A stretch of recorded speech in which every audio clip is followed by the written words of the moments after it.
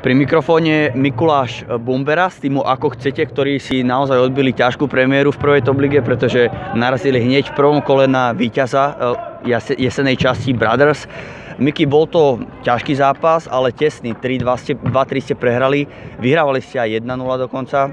Kde bol ten problém, prečo ste nedotiahli zápas do víťazného konca?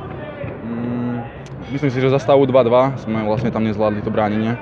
Nebolo to na tesno, vlastne dostal loptu, si posunul a dostali sme na 3-2 a už sme, v podstate sa mi zdá, že sme si nepracovali žiadnu šancu, aby sme dali na 3-3. Vnímal si to tak, že ste hrali s víťazom top ligy naozaj vyrovnanú partiu a nechybalo možno veľa, aby ste bodovali? No ja si myslím, že sme odohrali vyrovnanú partiu. Keby sme trošku lepšie zahrali, mohla to byť aj výhra. Škoda, že sme prehrali, no mohli sme to aspoň v tej remíze udržať, ale nevadí, ideme ďalej.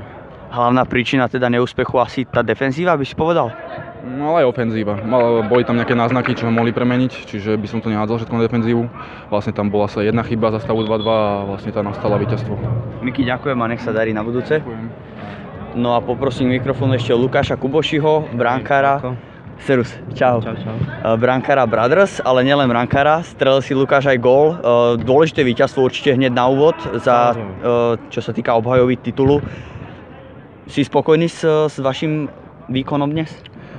Tak na to, že sme boli v takej zostave, aké sme boli, vypadli nám vlastne Mlynekovci a vrátil sa Marek Kabát, ktorý dal aj gól, tak myslím, že dobrý to bol zápas a kvalitný.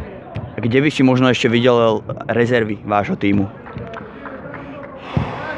Hlavne v útoku, lebo málo premieňame šanci, bolo aj málo šanci, ale musíme to zlepšiť nejak. Súhlasí s tým, že naozaj tá obhajoba môže byť ešte ťažšia ako tá jesenná sezóna, keď ste uspeli? My hlavne nejdeme obhajiť titul, my ideme si zahrať kvalitný futbal. Tak nech sa darí a ďakujem za rozhovor. Díky.